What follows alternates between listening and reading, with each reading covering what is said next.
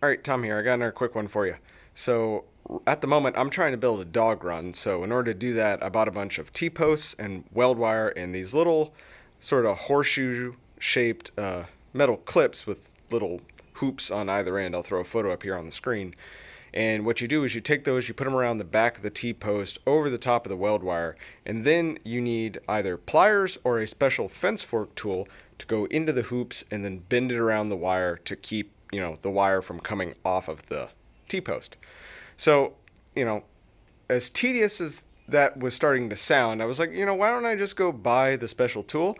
And the son of a bitch is like $25 for what's literally a piece of 3/16 rod that's like got like four bends in it and a handle on it.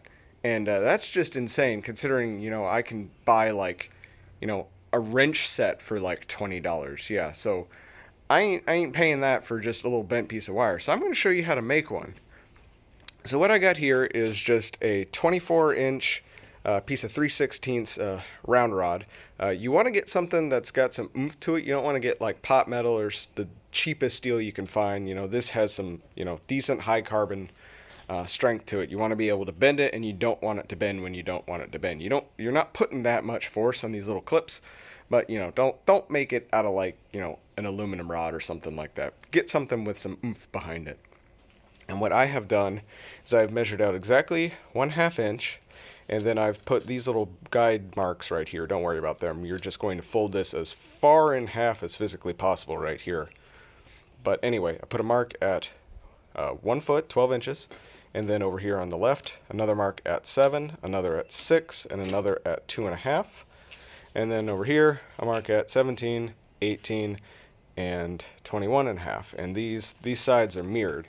Oh, also, before I get too far ahead of myself, and you're also going to need a chunk of dowel. I believe this is 1 1/4 inch, and it's probably about a foot, 11 inches. I got a ruler right here. One, there's measure. Yeah, 11 inches. And you're only going to need about 6 inches of it. But that's the smallest piece of scrap I got lying around. So yeah, that's all you're gonna need. 2 foot, 3/16 rod, and about 6 inches of dowel, whatever size you want. You can make it have a 2x4 if you got a lathe, but that's gonna be a handle. So just something that you can use as a handle. 3 rolls of duct tape, whatever works for you, whatever floats your boat, dude.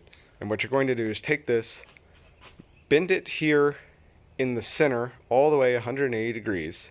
So after this is bent 180 degrees, then what you're going to do is come down here and sort of perpendicular to this whole bend right here, you're going to bend this over, that mark right there, at a 90-degree angle, and then take that one and then bend it back up at a 90-degree angle so it comes up and does this, and then run that all the way out straight, and then at about a 45-degree angle, you're going to bend this last mark down like that.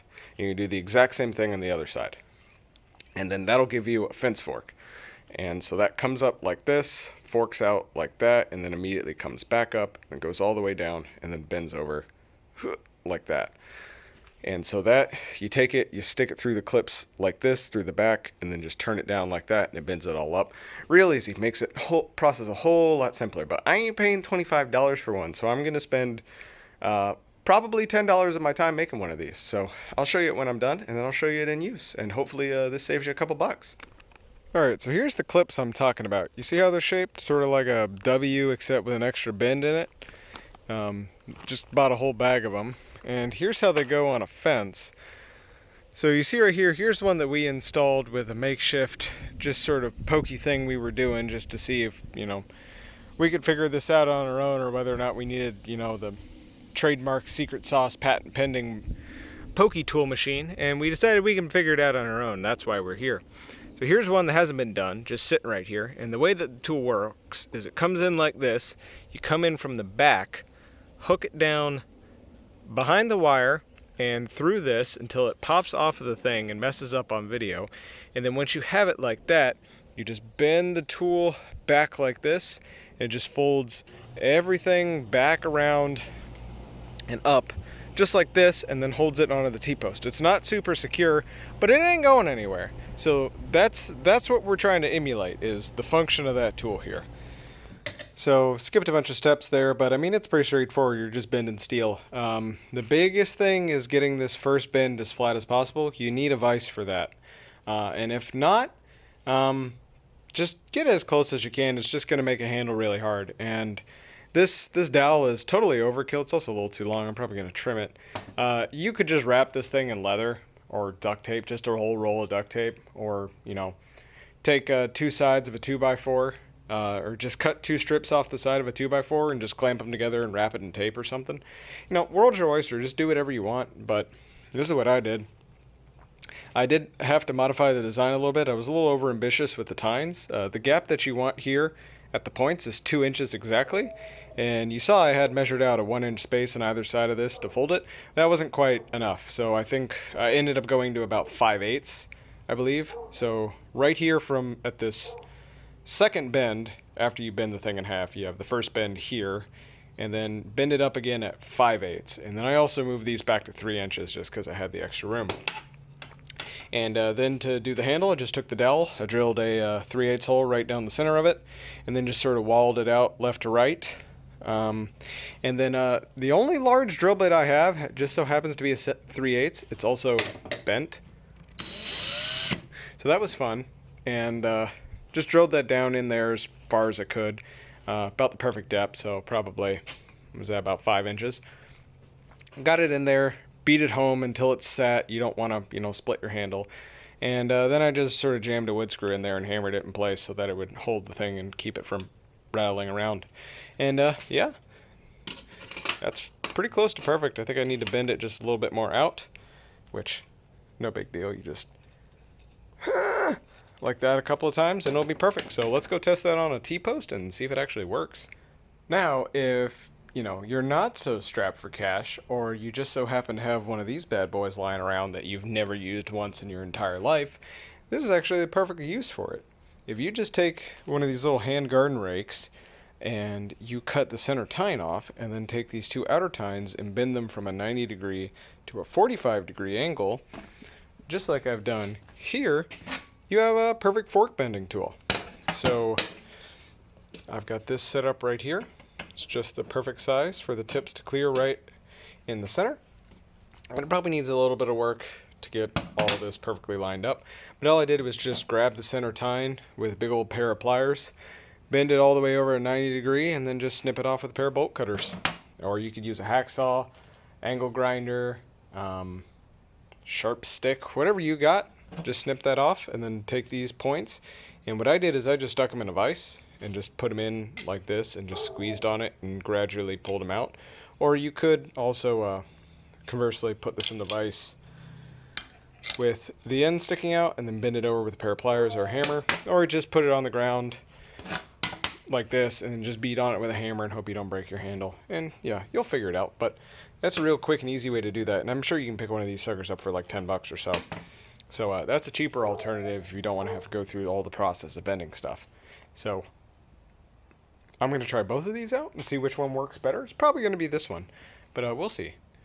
Alright, so I've got my high test jig set up here on the bench, and I learned a couple of pro tips here. You want to go a little bit further than 45 degrees, like 50, maybe even 60 degrees seems to be ideal. As well as if you have the capacity, if you got files, or if you're like me and you got a belt sander, put a conical point on these things, just enough to, you know, get you down to like a 16th inch point in there. That makes a huge difference. And so yeah, to use it, you just push this thing down and bend it. I'm not gonna do it because I don't want to waste a clip, because I don't know if I have enough of these. And yeah, this is gonna jump off because test jig is high tech. It does that automatically, and it's not a design flaw. So clip goes over the back like so, and you just sort of hold it down on the front. But yeah, having a slightly more than 45 degree angle seems to work best. You push it in as far as you can, and then curl it back as far as you can. And you want the length. I can't do this shit one-handed, but you gotta trust me here.